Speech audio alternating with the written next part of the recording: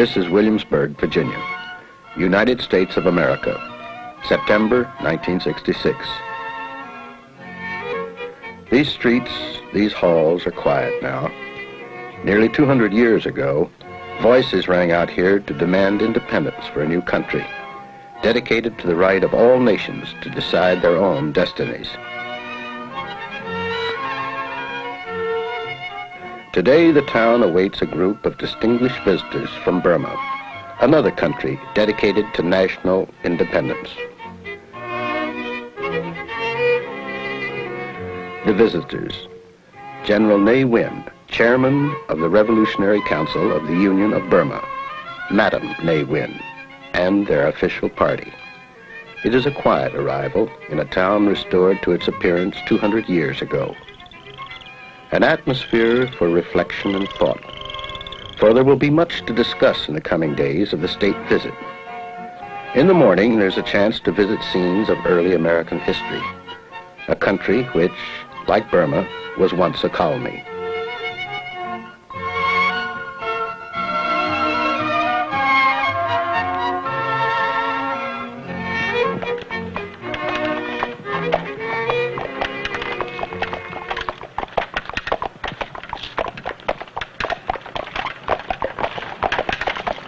The quiet will not last for long, for the people of the United States are eager to greet the Burmese leader.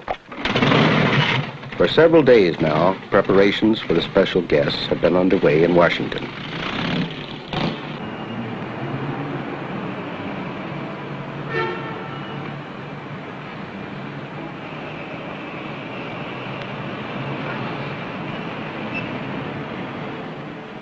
In moments, the official welcome by President Johnson will begin, a prelude to the serious discussions to follow between the two heads of state.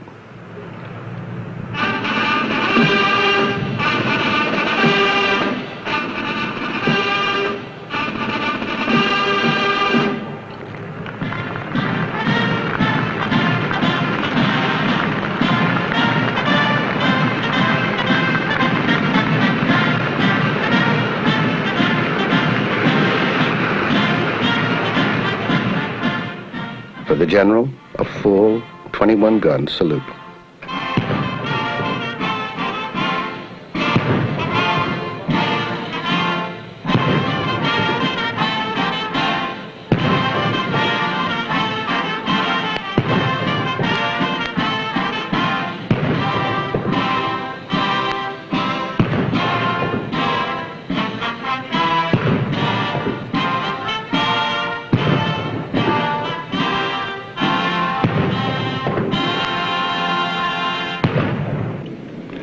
Your Excellency, Madam Ne, distinguished guests.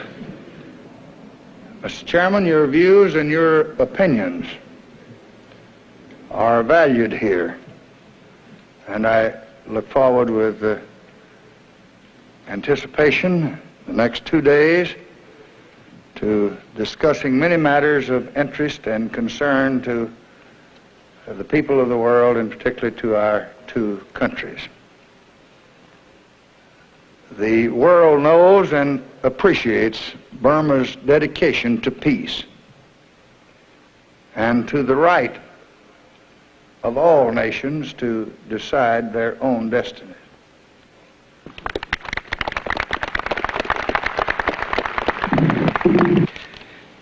Mr. President, first of all, may I express to you and Mrs. Johnson and to the American people our heartfelt thanks for the warm welcome extended to me and my wife and the members of my party.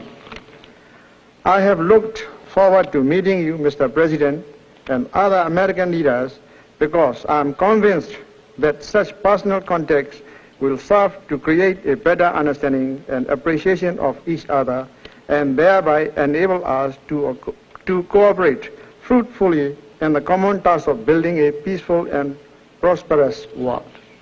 Thank you.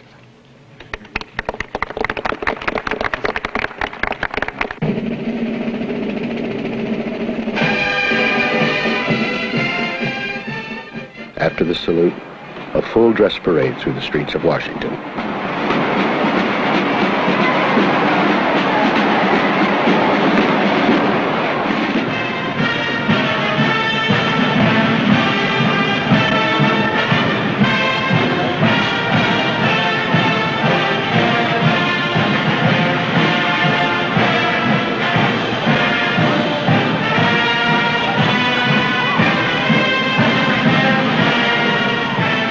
general will stay at Blair House, official guest residence across the street from the White House. Here, he receives the key to the city, a long-standing American tradition of welcome. Without further ceremony, the serious work begins. A conference at the State Department, where the highest-ranking United States officials reaffirm support for Burmese neutrality. Further talks with George W. Ball, acting Secretary of State, with Averell Harriman, United States Ambassador at Large. For Madame Ne Win, there is time to visit the Catholic University School of Nursing, where she once studied.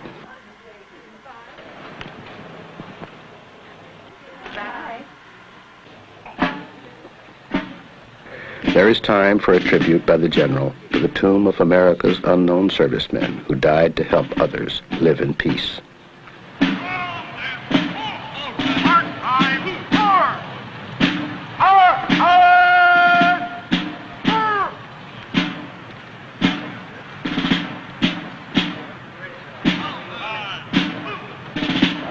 Give me an 11.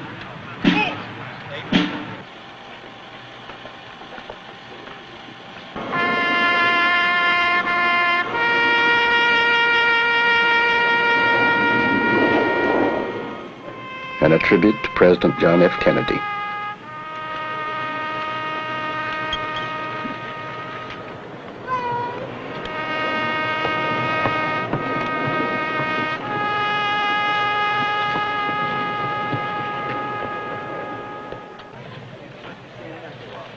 No, they came out now. At the White House, President Johnson awaits him for their first of two conferences. They exchange views on world issues and Burmese-American relations. The talks are cordial. Both leaders express mutual regard. The general comments, "We have sought to build our relations with all other countries on the basis of mutual respect, of equality, of non-interference in each other's internal affairs." President Johnson adds, "This ultimate goal is one we both can share."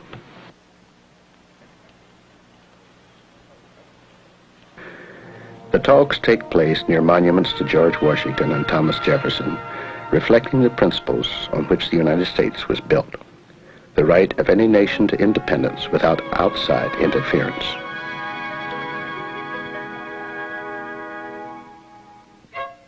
In between the serious talks, time for receptions and visits to renew old friendships and make new ones.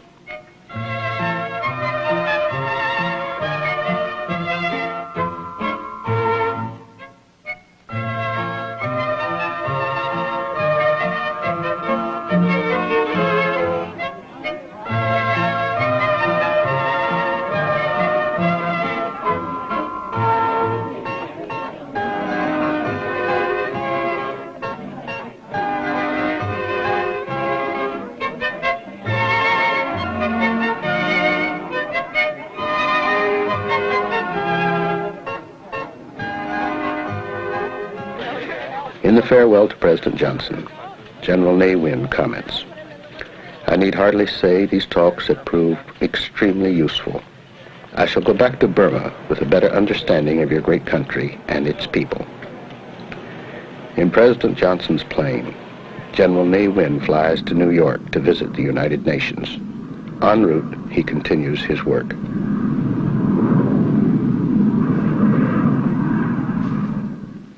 Burma's own U Thant, Secretary General of the United Nations, greets him on arrival. As President Johnson has said, "The Burmese consistent support of the United Nations demonstrates your country's dedication to peace and international order." The end of the official visit. A visit to promote international understanding in a changing world. An American welcome to the distinguished leader of the warm and friendly people of Burma.